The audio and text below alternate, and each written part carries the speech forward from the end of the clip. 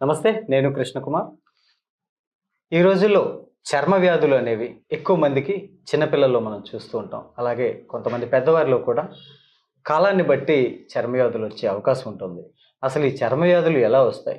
ఆయుర్వేదంలో దీనికి ఎటువంటి వైద్యం ఉంది అనేది మనతో పాటు ఆయుర్వేద డాక్టర్ శ్రీ విశ్వనాథ్ గారు ఉన్నారు. వారిని అడిగి తెలుసుకుందాం. నమస్తే సార్. నమస్తే సార్. సార్, ఎక్కువగా మనం చూసుకుంటే వర్షాకాలంలో చర్మ వ్యాధులు ఎక్కువ మంది పిల్లల్లో కానీ పెద్దవాళ్ళలో కానీ వచ్చే అవకాశం ఉంది. ఇలా ఎందుకు వస్తుందంటారు? చర్మ వ్యాధులు వర్షాకాలంలో ఎందుకు వస్తాయంటే సార్, సాధారణంగా ఏంటంటే బయట చల్లదనం ఎక్కువ ఉంటుంది సార్. ఈ చల్లదనం ఎక్కువ ఉండడం వల్ల మన చర్మం అంతా కూడా ఎండిపోతుంది సార్, త్వరగా డ్రై అయిపోతుంది. ఈ డ్రై అయిపోవడం మనం ఏంటంటే ఎప్పుడైతే డ్రై అయిపోయిందో చాలామంది అంటే ఈ లోషన్స్ అవి రాసుకోవడం, లేకపోతే కొబ్బరి నూనె కానీ వేప నూనె ఏదో ఒకటి రాసుకోవాలి సార్. ఇప్పుడు ఏంటంటే ఎవరు రాసుకోవట్లే. అండ్ దట్టు ఏంటంటే మోర్ ఆఫ్ ఏసీలో ఉంటున్నారు సార్ అందరూ. బయట చల్లదనం, లోపల చల్లదనం. సో దీనికి ఏంటంటే చాలామంది ఏంటంటే విరుద్ధ డ్రెస్సులు, అంటే కొంచెం టైట్ డ్రెస్సెస్ వేసుకోవడం, డార్క్ కలర్స్ వేసుకోవడం, వీటి వల్ల ఏంటంటే ఈ స్కిన్ క్వాలిటీ తగ్గిపోతుంది సార్. సో అందుకని మోస్ట్లీ ఏంటంటే అంటే వర్షాకాలంలో చర్మ రోగాలు చాలా ఎక్కువ వస్తాయి సార్. అంటే సార్, డ్రెస్ మీరు అన్నారు కదా, డ్రెస్ టైట్గా వేసుకున్నా కానీ చర్మ వ్యాధులు వచ్చే అవకాశం ఉందంటారు? అంటే ఖచ్చితంగా సార్. ఎందుకంటే జీన్స్ వేసుకున్నా, లేకపోతే కొన్ని సింథటిక్ డ్రెస్సుల్లో కూడా కొన్ని డార్క్ కలర్స్ వల్ల కూడా చాలా డిఫరెంట్ డిసీజెస్ వచ్చినవి కూడా మనకు ఉన్నాయి సార్. ఓకే.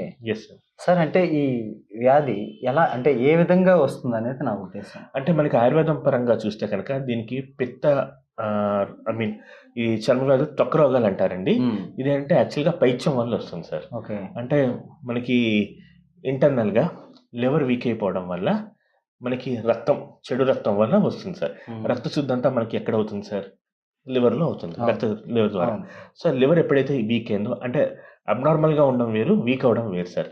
లివర్ వీక్ అవడం వల్ల రక్త శుద్ధి తగ్గి, సో అది that will lead to skin disease sir. Skin disease and also hair fall. Okay sir. అంటే ఈ ఎక్కువగా వర్షాకాలంలోనే వస్తుంది కదా? అవునండి. జాగ్రత్తలు ఎలాంటివి తీసుకోవాలంటారు సార్? ఇక్కడ మనం ఇంకోటి కూడా తెలుసుకోవాలి. వర్షాకాలంలో ఏంటంటే మనకి ఇక్కడ ఋతుచర్య, దినచర్య అనేది ఇంపార్టెంట్ సార్. ఓకే. సో ఋతుచర్య ఏంటంటే మనకి ఇలాంటి కాలంలో ఫస్ట్ ఆఫ్ ఆల్ మనకి ఏంటంటే స్కిన్ డ్రై అయిపోతూ ఉంటుంది కాబట్టి రాత్రి పడుకునేటప్పుడు మంచి నూనె ఒకటి రాసుకోవాలి సార్ ఒంటికి. ఐదర్ కొంతమంది ఏంటంటే క్రీమ్స్ రాసుకుంటారు, లేకపోతే నూనె అయినా రాసుకుంటారు. ఎటువంటి నూనె? మనకి కొబ్బరి నూనె అయినా రాసుకోవచ్చు, వేప నూనె అయినా రాసుకోవచ్చు సార్. మొత్తం పెద్దవాళ్ళు, చంటి పిల్లలు అందరూ కూడా నూనె రాసుకుని హ్యాపీగా రాత్రి పడుకుని ఉదయం వేడి నీళ్ళతో స్నానం చేస్తే ఆరోగ్యంగా స్కిన్ ఉంటుంది సార్. అంటే స్నానం అనేది ఖచ్చితంగా ఇటువంటి కాలంలో ఎక్కువగా వేడి నీళ్ళతోనే చేస్తే మంచిదంటారా?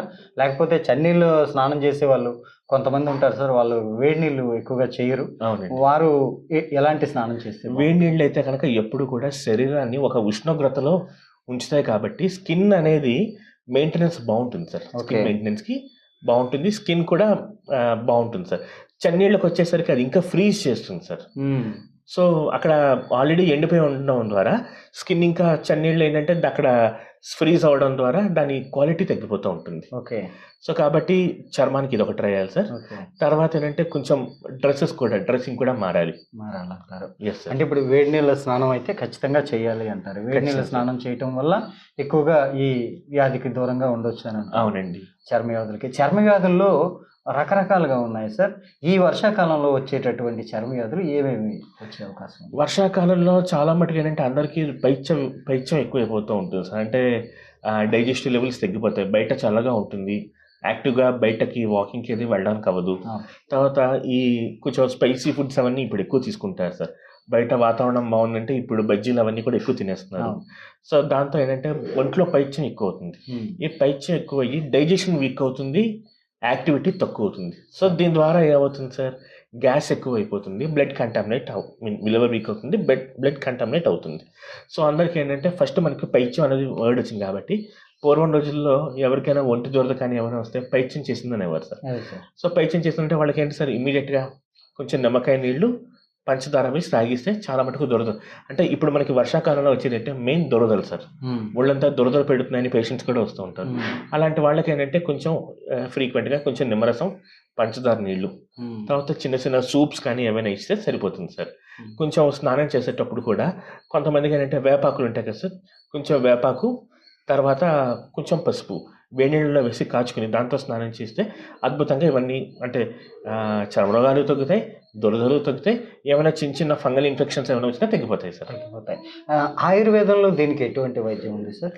అద్భుతమైన చికిత్స అయితే ఉంది సార్. అంటే మనం ఇప్పుడు చిన్న చిన్న మందులు నేను చెప్తాను సార్, ఇంట్లో ఉంచుకోవాల్సినవి. సూర్యావర్తి అని ఉంటుంది సార్. ఈ సూర్యావర్తి అనేది ఏంటంటే దురదలు కానీ లేకపోతే చిన్న చిన్న ఫంగల్ ఇన్ఫెక్షన్స్ ఏమైనా వచ్చి చాలా బాగా పనిచేస్తాయి. కొంతమందికి దురదలు ప్లస్ కొంచెం వికారం, కళ్ళు తిరగడం అని ఉంటాయి, పైత్యం సార్. సో మాది ఫల రసాయనం అని ఉంటుంది, అది కూడా దురదల మీద పనిచేస్తుంది సార్. హరిద్రాకాండ అని ఉంటుంది, అది కూడా దురదల మీద పనిచేస్తుంది.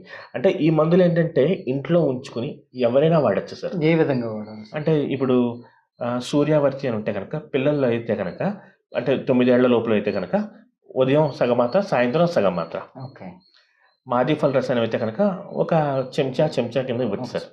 అది హరిద్రాకాండ పౌడర్ అనుకోండి, 1 గ్రామ్. ఇవి ఏంటంటే very quite safe drugs sir. ఇది వీళ్ళు వాడాలి, వీళ్ళు వాడకూడదని. కానీ ఎక్కువ వాడినా వచ్చే ఇబ్బంది కూడా సైడ్ ఎఫెక్ట్స్ ఉండవు సార్. ప్లస్ ఈ మాది ఫల రసాయనానికి మాత్రం షుగర్ ఉన్న వాళ్ళు వాడద్దు. ఎస్ సార్, కొంచెం తీపిగా ఉంటుంది. Yes sir. సార్ ఇప్పుడు ఏదైతే ఈ దురదలు అనేవి ఉన్నాయో సీజనల్గా వచ్చేవి కొన్ని రకాలైతే, కొన్ని మనకి కనిపించకుండా ఇన్నర్గా ఉంటాయి సార్. అవునండి. అవి దురద పెడుతుంటుంది కానీ అక్కడ ఏమీ కనిపించదు. అంటే ఇప్పుడు మనకి తామర అనేది కూడా కనిపిస్తుంది. అవును సార్. కానీ కొన్ని కనిపించని దురదలు కూడా ఉంటాయి. అవునండి. వాటి పరిస్థితి ఏంటి సార్? వాటిని ఎలాగా? ఇప్పుడు యాక్చువల్గా ఏంటంటే నేను చెప్పింది ఏంటంటే సార్, పైత్యం అని చెప్పాను కదా సార్. ఈ పైత్యం ఏదైతే ఉందో బయటికి కనిపించదండి. సో ఒళ్ళంతా దురద వస్తూ ఉంటుంది. తర్వాత కొంతమందికి ఏంటంటే శరీరం అంతా మంట వస్తుంది, బయటకి ఏమి ఉండదు. సో ఇదంతా ఏంటంటే పైత్యం యొక్క లక్షణాలు సార్.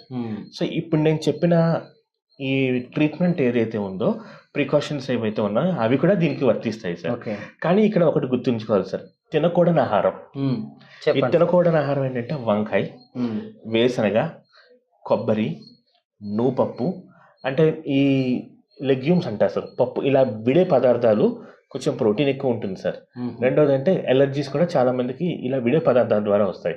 సో రెండోది మొక్కల దగ్గరికి తక్కువ వెళ్ళడం, కొంచెం డస్ట్ ఉన్న చోటకి ఎక్కువ వెళ్లకుండా ఉంటే కనుక త్వరగా తగ్గిపోతుంది సార్. సో ఆహారం అంటే ఇప్పుడు మనం ఎవరైనా మన దగ్గరికి వచ్చారనుకోండి సార్, మంది ఇచ్చేసి బాబు నువ్వు అన్నీ తినాయంటే మనకి తగ్గదు సార్. ఈ ప్రికాషన్స్ తీసుకో ప్లస్ ఇలా ఫాలో అంటే ఖచ్చితంగా తగ్గిపోతుంది సార్. అంటే దురదలకి ఏవైతే ఇలా విడిపోయేవి అంటే శనగ పలుకులు కానీ లేదా కొబ్బరి కానీ కొడితే ఇలా విడిపోయేటటువంటివి ఏవి కూడా దురదలకి పైత్యం చేస్తాయి సార్ ఎక్కువ. ఓకే. Yes sir. పైత్యం చేయడం వల్ల అవి అయితే ఖచ్చితంగా తినకుండా ఉండాలి. అది ఆయుర్వేదం వాడినప్పుడు ఖచ్చితంగా తినకుండా ఉంటే ఇంకా తొందరగా. అంటే ఆయుర్వేదం మంది ఏంటంటే ప్రతి రోగానికి కూడా ఒక పథ్యం అనేది చెప్పింది సార్. అంటే వేరే మనకి ఆయుర్వేదం అనేది అడ్వాన్స్డ్ సిస్టమ్ కింద మనం అనుకోవచ్చు సార్. అంటే ఇప్పుడు చూసారా, బీపీ ఉన్న వాళ్ళకి ఈ షుగర్ సాల్ట్ తినకూడదు అని ఎలా ఉందో, ఆయుర్వేదంలో ప్రతి దానికి కూడా ఇలా ఒకటి ఉంది సార్. సో కాబట్టి పథ్యం చేస్తే కనుక మందు తక్కువ వాడి త్వరగా తగ్గిపోతుంది సార్. పథ్యం చేయనంత వరకు మాత్రం మనకి నిరంతరం మందు వాడుతూనే ఉండాల్సిన. Thank you sir. నమస్తే సార్. So much.